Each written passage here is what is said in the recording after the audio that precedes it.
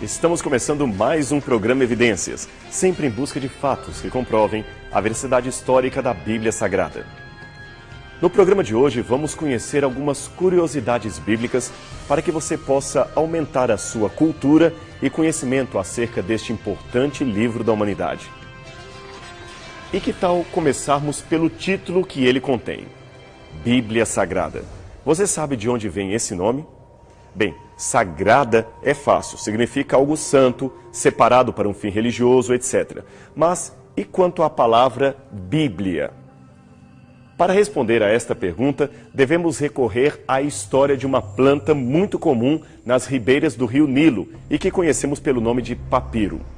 O papiro, típico do Egito, foi a mais antiga matéria-prima usada na fabricação de papel. Eles geralmente cortavam seu caule e a partir dele faziam tiras que virariam folhas de papel. Eu tenho aqui comigo algumas dessas tiras que vieram diretamente do Egito. Elas são tiras de papiro. Quando ele ainda estava molhado, elas eram traçadas na posição que você vê aqui. E finalmente, depois de secadas ao sol, ficavam coladas umas às outras, formando folhas de vários tamanhos, como esta aqui, por exemplo. Essas folhas eram resistentes e nelas era possível imprimir o que você queria, como, por exemplo, o alfabeto egípcio. Mas a história do papiro não para por aqui. Por muitos séculos, os egípcios plantaram o papiro e o exportaram para várias cidades do mundo antigo. Em pouco tempo, ele se tornou a principal ferramenta de trabalho dos escribas. Nos tempos de Roma, o papel importado do Egito passou a ser extensivamente usado pela elite do império. Pensadores a mando de César escreviam nele as leis, diretrizes e histórias do povo romano. Mas este não era um produto barato. Por isso, pouquíssimas pessoas teriam acesso a uma simples folha de papiro em branco. Só para você ter uma noção, uma antiga fonte nos diz qual seria o preço de um rolo de papiro na cidade egípcia de Tubtines. Esta simples folha, este rolo de papiro, custaria o equivalente a 4 moedas como esta que você vê aqui. Uma simples folha de papiro custaria o equivalente a 2 óbulos, 2 moedinhas como esta que nós temos aqui. Agora veja, essa era a cotação do papiro por volta do ano 45 depois de Cristo. Nesta mesma época, um trabalhador braçal bem remunerado teria que trabalhar em média 8 dias, isto mesmo, 8 dias para ganhar 4 dracmas, ou um dia para ganhar 2 óbulos. Noutras palavras, um rolo de papiro, apenas um pedaço desse, ou desse, daria mais de uma semana de trabalho.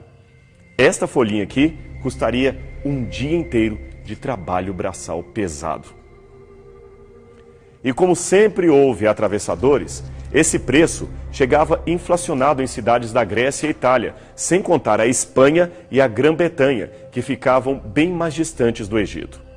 Mas, a despeito disso, o papiro egípcio continuou sendo um dos mais importantes materiais de escrita no primeiro século. E por isso podemos supor que os originais do Novo Testamento foram também escritos em papiros e distribuídos entre as igrejas da Ásia. Mas o que tem a ver tudo isso com o nome Bíblia? É que Biblos é o nome grego dado ao caule do papiro e, por extensão, ao rolo de papel que seria o livro daquela época. Ora, a invenção pode ser dos egípcios, mas quem deu nome a tudo isso foram os gregos, provavelmente devido a uma cidade fenícia chamada Byblos, que também era exportadora de papiros. Logo, Biblos significa tanto papiro quanto livro em grego antigo.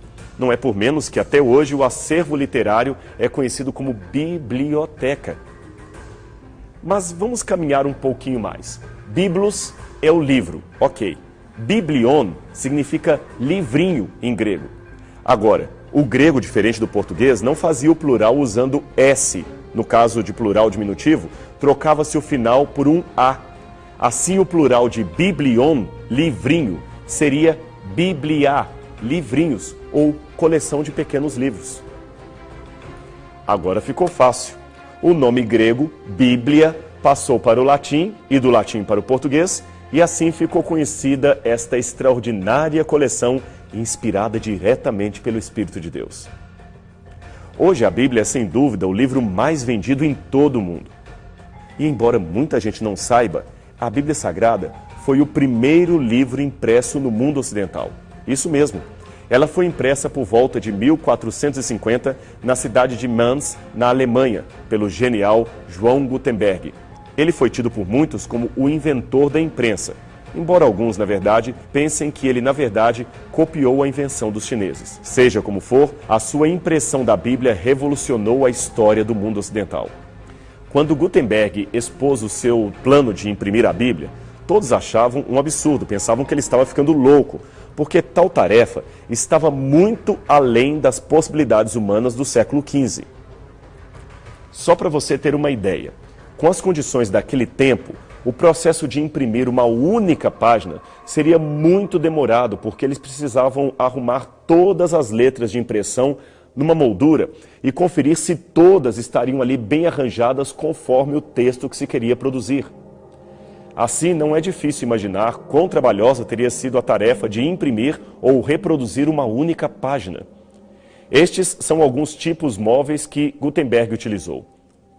Agora você imagina, se pensarmos que seriam necessários pelo menos 1000 páginas para imprimir toda uma Bíblia, é fácil deduzir que os impressores morreriam antes mesmo de ver a sua obra terminada. Mas você sabe, na vida, quem quer dá um jeito, quem não quer dá uma desculpa. João Gutenberg queria e por isso ele não desistiu. Trabalhou arduamente por mais de 8 anos e conseguiu o improvável, fez o impossível. Imprimiu 180 exemplares da Bíblia Sagrada, um feito estupendo para a história da humanidade. Diz os historiadores que a primeira frase que ele imprimiu com os tipos móveis foi o início da oração do Senhor: Pai nosso que estás nos céus. E como na época o papiro já estava em desuso, sobrava o pergaminho para a confecção dos livros. Ora, lembrando que o pergaminho é feito de pele de animal, a pele deveria ser esticada como esta reprodução moderna e cortada em quadrados para confeccionar as páginas do livro. Estima-se que 5.000 cabras, isto mesmo, 5.000 cabras, foram mortas para se imprimir apenas 30 exemplares da Bíblia, os 30 primeiros. Já imaginou a trabalheira? Agora, uma história tragicômica. Depois que os primeiros exemplares da Bíblia foram impressos, Gutenberg encarregou um dos seus sócios a vender os livros para conseguirem fundos para cobrir todas as despesas iniciais. Esse sócio chamava-se João Fust, e ele não teve muita dificuldade em fechar o primeiro negócio. Ele vendeu a sua primeira Bíblia para Carlos VII, o rei da França. A Bíblia custou ao rei o preço de 50 Gulden, isto é, 50 moedas de ouro. Só para ter uma noção do que isso significa, basta saber que naquela época, um trabalhador mediano da Europa precisaria trabalhar um ano inteiro para ganhar entre 2 e 30 Guldens. E uma casa de pedra, artigo de luxo naquela época, custaria 100 Guldens. Agora faça sua conta. Com o dinheiro de um livro, daria para quitar 50% de uma casa de luxo ou pagar um trabalhador braçal por mais de um ano. Esta é uma das 48 cópias restantes da Bíblia de Gutenberg, exposta na biblioteca de Yale. Este outro exemplar, guardado na biblioteca do Congresso americano, está avaliado hoje em mais de 30 milhões de dólares.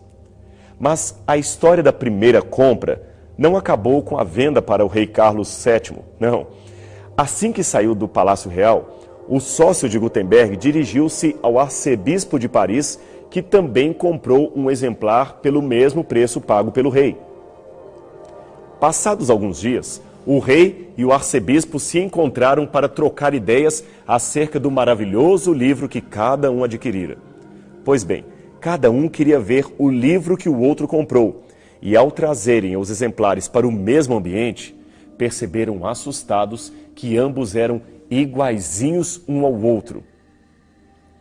É que naquela época, acostumados apenas com cópias feitas à mão, era de se supor que um livro jamais seria exatamente igual ao outro. Isto seria impossível. assim chegaram à única conclusão possível naquela situação. Estes livros, exclamaram atônitos, são obra do diabo. Gutenberg, coitado, teve de mostrar os segredos de seu negócio para não ser sentenciado à morte pelo crime de bruxaria. Dizem que, por causa disso, terminou falido e foi parar na miséria. Mas ele pode até não ter conseguido fortuna. Contudo, construiu uma verdadeira catedral do saber com a sua impressão. O mundo jamais foi o mesmo depois disto. E dizem que, ao terminar de imprimir a primeira Bíblia, Gutenberg teria declarado que a imprensa seria um exército de 26 soldados de chumbo, o material dos tipos móveis, e com este pequeno exército, ele mudaria e conquistaria o mundo. Realmente, a Bíblia hoje se espalhou por todo o globo. Este livro, a Bíblia, é inegavelmente o livro mais copiado e traduzido de toda a história. O New York Times nem a coloca na lista dos best-sellers, isto é, dos livros mais bem vendidos. E sabe por quê? Não porque ela não mereça estar ali, não é por isso. É porque seria covardia para com os demais títulos, que não chegam nem à metade do seu montante de publicação.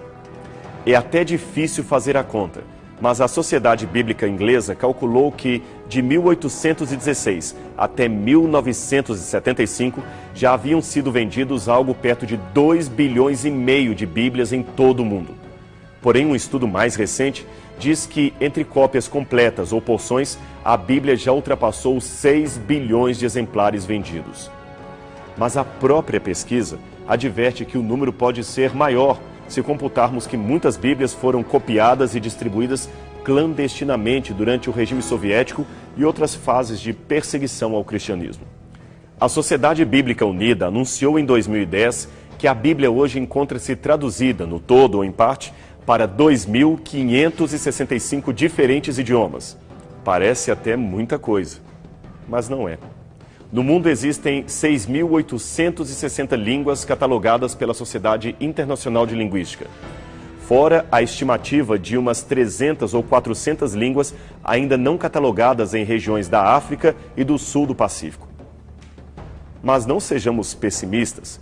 Considerando que muitas dessas línguas são dialetos locais e que a maior parte daquela etnia consegue ter fluência noutro idioma, podemos dizer com segurança que 90% da população mundial tem condições de ler e entender a Bíblia graças ao árduo trabalho de tradutores que têm feito o seu melhor até hoje.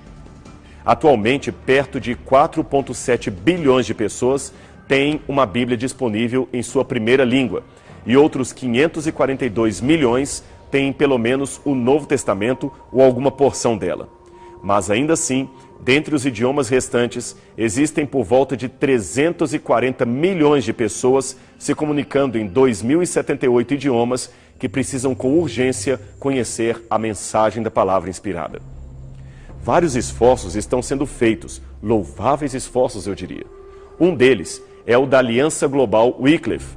O objetivo dessa aliança é que, até 2025, se tenham pelo menos começado o trabalho de tradução da Bíblia em todos os idiomas nos quais ela ainda é inédita.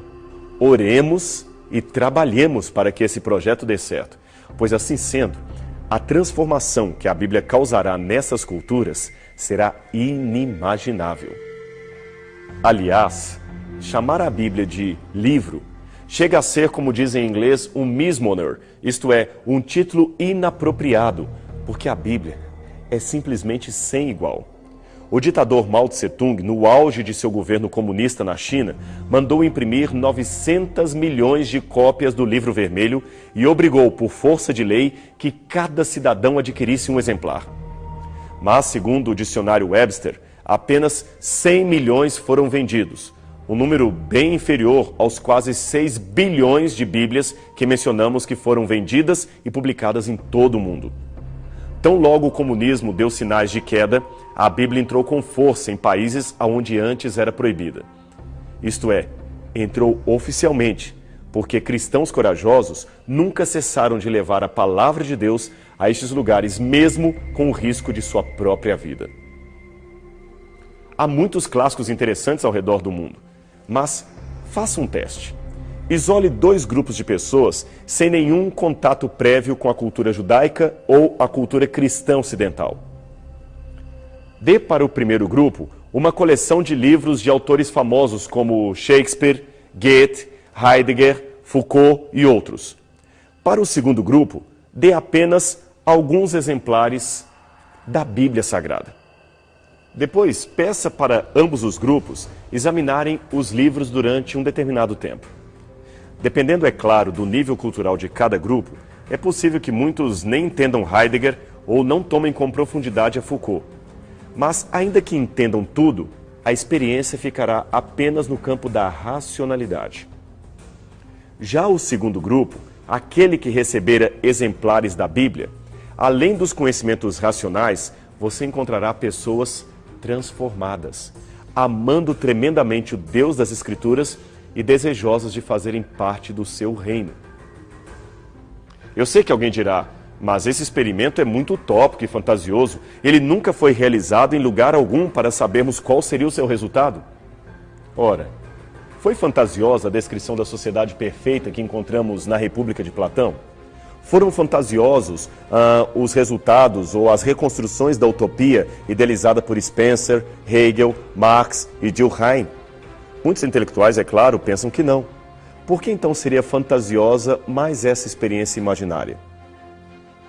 Mas para não ficar apenas no campo do imaginário, lembremos que a própria história da humanidade confirma o poder da Bíblia em transformar vidas aos milhares, aos milhões.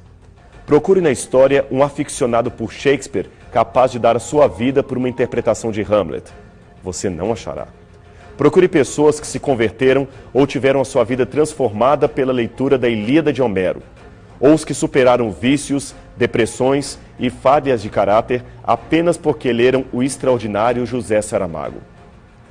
Ainda que haja alguém, eu repito, isto será realmente uma extraordinária raridade. Agora faça o exercício contrário. Inicie uma investigação na história e veja quantas pessoas mudaram de vida pela leitura deste livro sagrado. E não somente isto. Quantos milhares de mártires deram voluntariamente a sua vida apenas por não poderem mais negar a fé que adquiriram nas páginas deste livro de origem divina? Gente fanática que não sabia o que estava fazendo? Não creio que seja o caso. Entre os mártires havia todo tipo de pessoas, intelectuais, camponeses, nobres, plebeus, ricos, pobres, escravos, cidadãos, pessoas dos mais diversos segmentos sociais, unidas num único e extraordinário elemento: a fé na Bíblia Sagrada. Gente, na verdade, de caráter, disposta a enfrentar os piores infernos para não negociar a verdade, que, aliás, é um dos bens mais preciosos da raça humana. Eles enfrentaram o martírio para que você tivesse hoje a oportunidade de ler o mesmo livro que eles leram. E, por favor, não confundamos o martírio bíblico com os supostos martírios vistos na história secular e no paganismo. Mesmo que muitos religiosos hoje enfrentem a morte por causa de sua fé, isto não é necessariamente um martírio. Provocar a própria morte e a morte de inocentes em nome de Deus não é martírio, é genocídio. Muitos oficiais de Hitler também se suicidaram ao saber que o Führer havia morrido. Mas eu repito, isto não é martírio, é desespero em meio à constatação de um fracasso. O Reich havia caído e por isso eles ficaram desesperados. Ser morto num genocídio também é algo do qual não se tem muita opção. Mas no caso do martírio, em razão da Bíblia, é diferente. Aquelas pessoas não enfrentaram a morte porque queriam matar o maior número de infiéis, ou porque não tinham escolha, ou ainda porque descobriram que o cristianismo era um fracasso. Não é nada disso. Eles tinham a chance de se livrar do sofrimento apenas cumprindo o ritual de negarem publicamente a verdade contida nas Escrituras e também de negarem o nome de Cristo que se revelou nestas páginas. Mas eles preferiram ficar fiéis. Morreram porque se tornaram pessoas de princípio. Medo? É claro que tinham medo. Eram gente de carne e osso como cada um de nós. Mas a fé bíblica forneceu-lhes uma força sobre-humana que somente quem a experimentou pode conhecer. Agora veja, 40 diferentes autores, dos mais diversos níveis culturais e sociais, vivendo em séculos diferentes uns dos outros, sem nenhuma reunião editorial, nem combinação de pauta, tema, nada. Que livro poderia resultar de uma receita dessas? Nenhum é a resposta correta. Desafio qualquer editora a produzir algo que preste ou seja vendável em condições editoriais tão desfavoráveis como foi produzida a Bíblia Sagrada. Ninguém se arriscaria, seria jogar dinheiro fora e, no final, nenhum livro seria produzido. Mas ela está aqui, o livro de Deus, apresentando conceitos e profecias que jamais poderiam se cumprir no seu próprio tempo. E não somente isto, salvando almas e se tornando o maior best-seller de toda a história. Esse livro foi escrito por homens, eu sei, mas ele não é definitivamente uma obra humana. Há algo a mais aqui.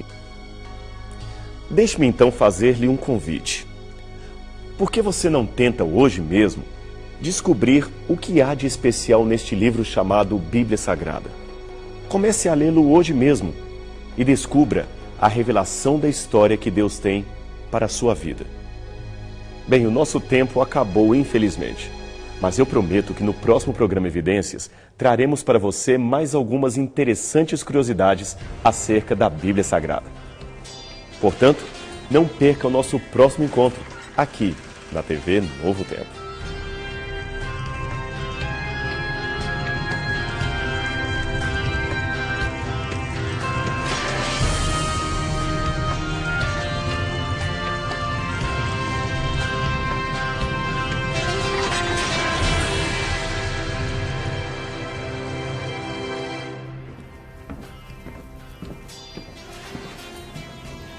Estamos começando mais um programa Evidências, sempre em busca de fatos que comprovem a veracidade histórica da Bíblia Sagrada.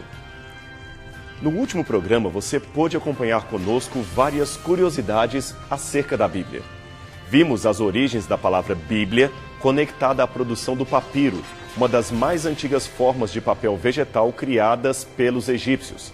Também acompanhamos a trajetória de Gutenberg e a publicação da primeira Bíblia impressa em cerca de 1450 na Alemanha. No programa de hoje, vamos dar continuidade a esta série de informações curiosas acerca da Palavra de Deus. Bem, como já dissemos, a Bíblia é uma coleção de pequenos livros escrita por aproximadamente 40 autores e que levou 1.600 anos para ficar completa com os seus atuais 66 livros. Mas espere, as Bíblias impressas por editoras católicas têm o acréscimo de alguns livros a mais que eles chamam de deuterocanônicos e que estão ausentes nas Bíblias impressas por editoras protestantes. Afinal, seriam as Bíblias protestantes que estariam incompletas ou as Bíblias católicas que acrescentaram livros que não faziam parte do original do cânon inspirado por Deus? Antes de responder a essa pergunta, é importante salientar que, fora esses acréscimos, não existem quaisquer outras diferenças substanciais entre as chamadas Bíblias católicas ou Bíblias protestantes. Todos os ensinamentos que você aprende aqui na TV Novo Tempo podem ser verificados em qualquer Bíblia editada por qualquer denominação religiosa. A Bíblia ensinada por um padre católico ou ortodoxo não é outra senão a mesma Bíblia ensinada ou pregada por um clérigo protestante. A diferença está na interpretação. Disto posto, vamos voltar à questão dos livros a mais ou a menos que diferenciam as Bíblias católicas das demais Bíblias. São eles: Tobias, Judite, Sabedoria de Jesus ben Sirach, ou Eclesiástico, Sabedoria de Salomão, Baruch, 1 Macabeus, 2 Macabeus, além de acréscimos aos livros de Daniel e Esther. Bem, sobre esses livros, devemos dizer que o cânon hebraico das Escrituras nunca os considerou inspirados por Deus. Num famoso encontro de rabinos judeus realizado em Jâmnia no final do 1º século depois de Cristo, os participantes confirmaram como canônicos apenas os livros que existiam em língua hebraica e que remontassem ao tempo do profeta Esdras, o que exclui os livros deuterocanônicos. Essa posição judaica sobre o cânon é importante para nós porque, como disse Paulo em Romanos, aos judeus foram confiados os oráculos de Deus. Romanos 3, verso 3. Ora, a palavra para oráculo em grego significa a palavra inspirada por Deus, isto é, o cânon dos livros sagrados.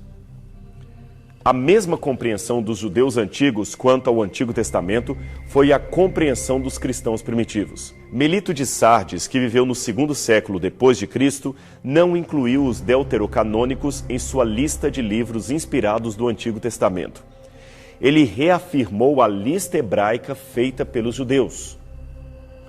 Alguns tentam objetar dizendo que os judeus de Alexandria aceitavam aqueles livros deuterocanônicos, pois os colocaram na versão grega do Antigo Testamento, chamada Septuaginta, e composta por volta do 3º ao 1º séculos antes de Cristo.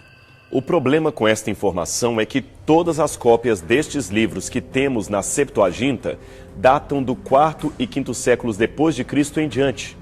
Logo, elas não nos oferecem uma perspectiva segura de que aqueles livros já estivessem na versão mais antiga da Septuaginta, aquela usada pelos apóstolos, ou ainda que estivessem entre os livros inspirados por Deus.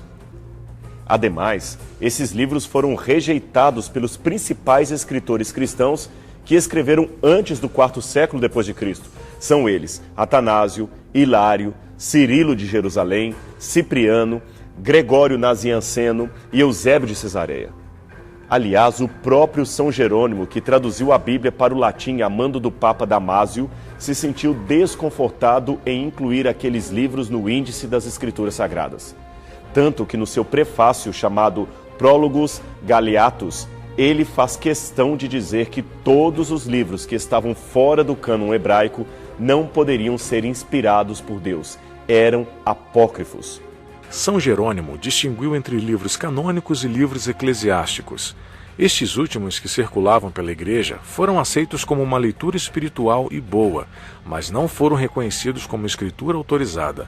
A situação ainda permaneceu obscura nos séculos seguintes. Por exemplo, João Damasceno, Gregório Magno, Valfredo, Nicolas de Lira e Tostado continuaram a duvidar da canonicidade dos livros deuterocanônicos. Segundo a doutrina católica, o critério de inclusão no cânon bíblico é a decisão infalível da Igreja. Esta decisão não foi dada senão mais tarde, na história da Igreja no Concílio de Trento. Você viu esta informação? E olha que ela está na própria Enciclopédia Católica. Foi somente no Concílio de Trento, em 1546, que a Igreja Católica, para refutar os ensinos de Lutero, canonizou oficialmente esses livros e por isso lhes deu o nome de deuterocanônicos, que quer dizer canonizados numa segunda vez, num segundo momento. Já os protestantes preferem chamar esses livros de apócrifos, uma palavra grega que significa oculto, escondido, de origem duvidosa. O curioso é que até mesmo o cardeal Tomás Carretano, que foi o maior oponente de Lutero em Augsburgo, também admitiu que os deuterocanônicos não eram fonte confiável de doutrina. Além disso, eles também foram rejeitados por trazerem doutrinas e ensinamentos estranhos, que contrariam não apenas o senso comum, mas o restante das Escrituras. Eles falam, por exemplo, de magia, oração pelos mortos, preexistência da alma, sem contar a leva de histórias absurdas, como de uma mulher que jejuou a vida toda, com exceção dos sábados, ou de um anjo que mentiu e ainda mandou Tobias queimar coração de peixe num braseiro para, com sua fumaça, expelir espíritos demoníacos que estavam em redor. Isso é bruxaria. Além destes, existem outros livros apócrifos ou pseudepígrafos que nunca foram aceitos como livros legitimamente inspirados, seja por católicos ou protestantes. Eles são baseados geralmente em personagens famosos do Antigo Testamento, como Enoque e Moisés, ou também do Novo Testamento, como Pedro e Maria Madalena. Mas estes livros nunca foram aceitos como autênticos. Por outro lado, porém, fora os apócrifos, a Bíblia menciona alguns livros, certamente inspirados, mas que não tinham função canônica e, por isto, se perderam. Não existe hoje nenhum manuscrito deles, senão a referência encontrada na Bíblia. Temos, por exemplo, o livro de Jazer, mencionado em Josué, capítulo 10, verso 13. O livro das batalhas de Javé, mencionado em Números, capítulo 21, verso 24. O livro do profeta Semaías e Ido, que são mencionados em 2 Crônicas, capítulo 12, verso 15. No Novo Testamento, temos também a referência de Paulo a uma carta aos Laodicenses que hoje encontra-se perdida. E se alguns desses livros fossem encontrados hoje, poderiam ser incorporados no cânon das Escrituras? Esta é uma boa pergunta. Mas a resposta é clara: não. Nenhum deles poderia fazer parte do cânon, pois nem todos os escritos inspirados são parte da Bíblia Sagrada. O fenômeno da inspiração é um só, mas a função do profeta pode ser diferente. Os adventistas do sétimo dia, por exemplo, entendem que esta mulher, chamada Ellen White, foi agraciada com o dom da profecia. Logo, ela foi inspirada por Deus como todos os profetas da Bíblia. Porém, os adventistas entendem que jamais seus escritos podem ser tomados como parte da Bíblia Sagrada ou serem fontes de doutrinas. Acrescentar livros modernos à Bíblia ou tirar doutrinas religiosas de autores que não os autores canônicos presentes nas Escrituras seria um erro teológico muito grave que fatalmente levaria o movimento à categoria de seita e não de religião genuinamente cristã. Continuando a nossa lista de curiosidades bíblicas, temos uma interessante informação acerca da atual divisão entre capítulos e versículos. Excetuando as várias divisões ou tentativas feitas a partir do IV ou V séculos depois de Cristo, algumas primitivas divisões da Bíblia foram encontradas já no período da Bíblia hebraica. É possível dizer que a divisão em capítulos que encontramos em nossas edições modernas da Bíblia vem de dois autores do século XIII. Stephen Langton, que na época era arcebispo da Cantuária, e o cardeal Hugo de Sancto Caro, que também era conhecido como Hugues de Saint-Cher. Já a divisão em versículos começou a aparecer somente mais tarde, depois de 1548. Esta Bíblia de Genebra foi a primeira edição em grego e latim a trazer os capítulos divididos em versículos como conhecemos até hoje. O responsável por esta divisão foi o impressor francês Robert Etienne, e ele não fez um trabalho muito bom. Em que pese o seu esforço, algumas divisões ficaram tão ruins que alguns autores sugeriram que o seu trabalho, ou pelo menos parte dele, foi feito sobre o lombo de um cavalo. Deixe-me dar um exemplo para você. Veja este texto, por exemplo, que está no livro do Apocalipse, capítulo 20, verso 5. Mas os outros mortos não reviveram até que se completassem os 1000 anos. Esta é a primeira ressurreição. Bem, o arranjo desastroso dessas duas sentenças fez parecer que a primeira ressurreição só se dará depois do milênio, quando é exatamente o contrário que a Bíblia apresenta. A divisão em capítulos também herdou seus problemas. Daniel capítulos 10, 11 e 12 constituem uma única profecia, mas do jeito que está, parecem ser 3 profecias diferentes. E assim vão os problemas de divisão no texto bíblico. Eu sei que você deve estar perguntando, por que então não revisam tudo isto? É que, em termos históricos, alguns erros ficam piores se forem corrigidos. Por exemplo, chamar os índios hoje de índios constitui um erro pentencenário porque os primeiros navegantes europeus pensavam ter chegado à Índia e não a um novo continente. Por isso chamaram erroneamente os nativos daqui de índios. Imagine agora se os historiadores resolvessem corrigir isto. Imagine a confusão que ia dar nos livros de história, nos mapas, nos próprios índios que já assimilaram este adjetivo. Ia ser muito complicado, como diria o poeta Bocage, a emenda ia sair pior do que o soneto. Por isso, o estudioso da Bíblia não pode ficar preso às divisões em versículos e capítulos das modernas edições. Elas não possuem nenhuma autoridade inspirada por Deus. São apenas ferramentas para facilitar o encontro de determinada passagem. O ideal num estudo bíblico é verificar o contexto imediato e o contexto geral. Afinal, você já sabe, texto fora de contexto gera pretexto. E é isso mesmo. Mas só para aguçar a curiosidade de alguns, deixe-me dizer que a Bíblia hoje encontra-se dividida em 1.189 capítulos e 31.102 versículos que juntos já transformaram a vida de milhões de pessoas em todo o mundo e em toda a história.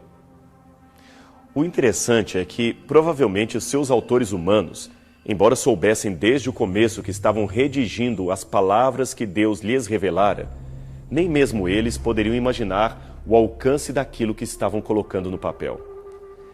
E como Deus foi diversificado ao escolher os seus redatores. Moisés foi um líder político treinado nas melhores escolas do Egito Antigo.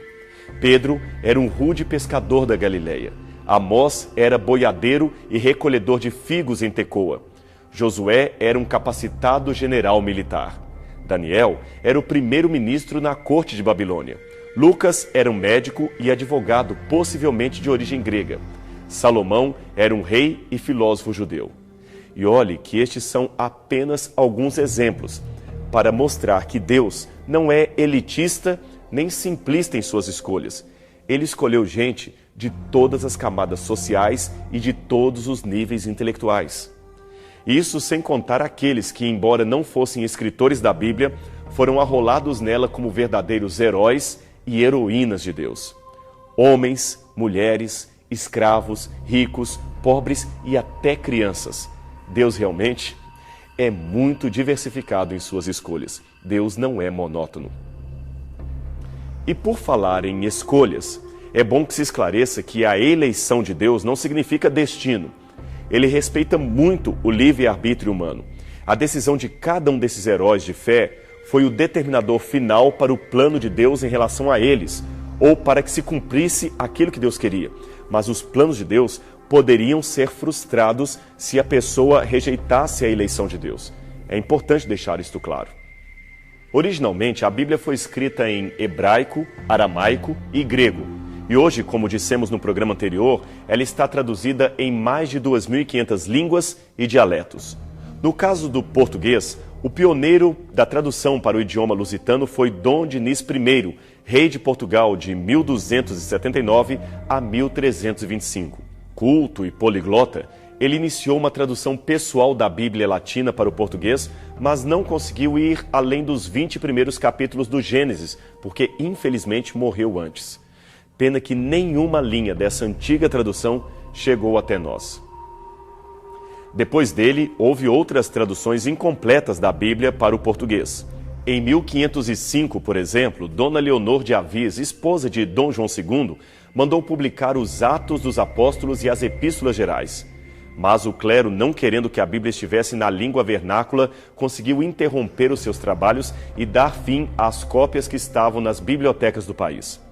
Até que, em 1645, um jovem de apenas 17 anos iniciou aquela que seria a primeira versão completa da Bíblia em português. O seu nome? João Ferreira de Almeida. Embora tenha nascido em Tavares, nas proximidades de Lisboa, João Ferreira teve uma vida cosmopolita, pois morou em vários países e, ao se converter ao protestantismo, foi missionário no Ceilão, que é o atual Sri Lanka.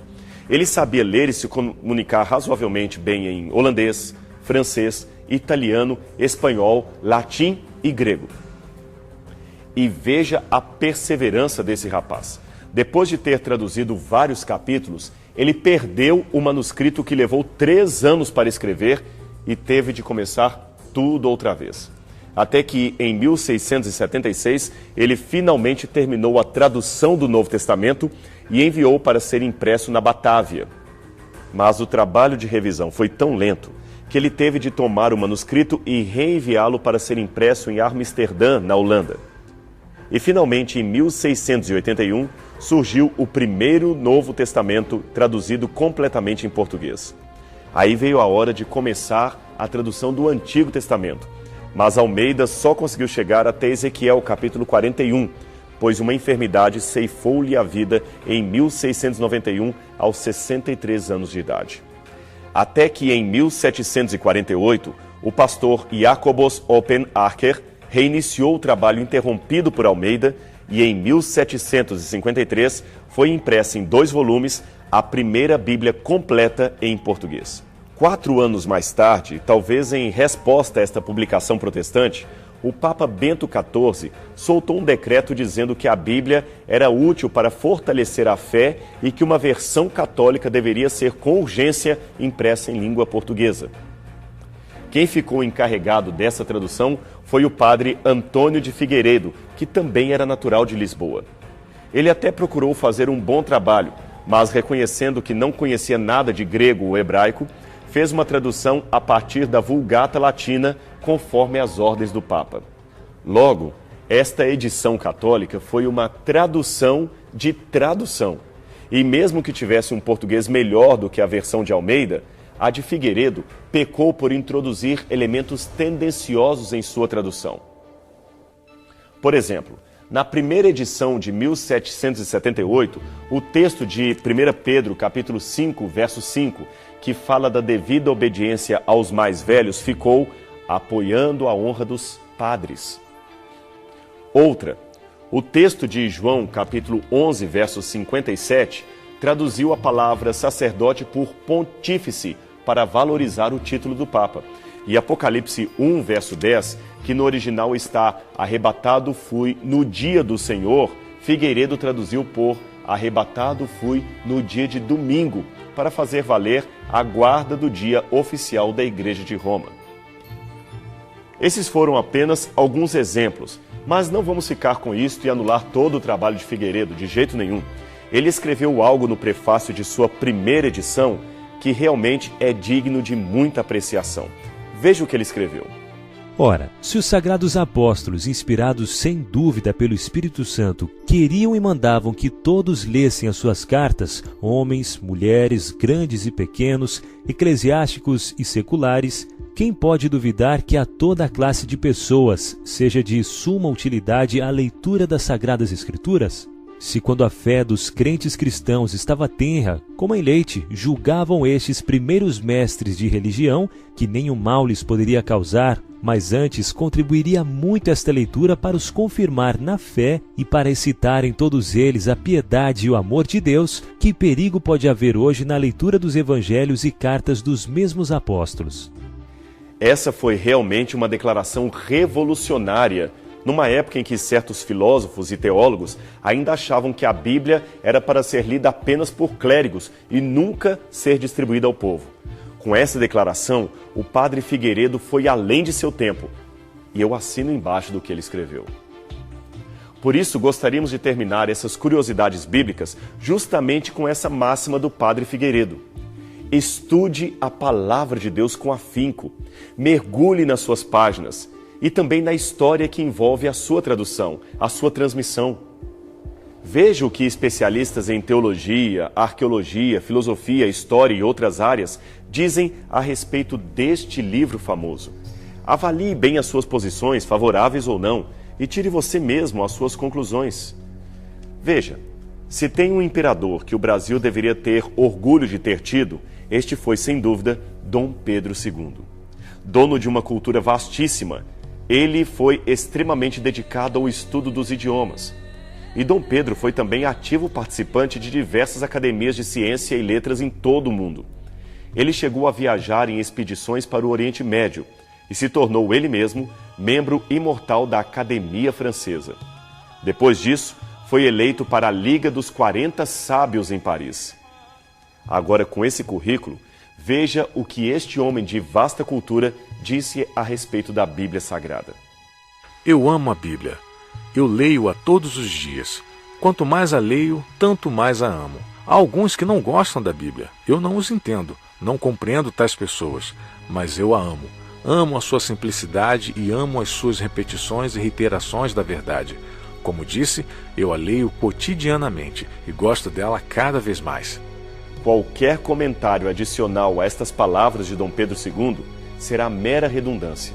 Por isto, nada mais resta dizer senão: leia a Bíblia você também.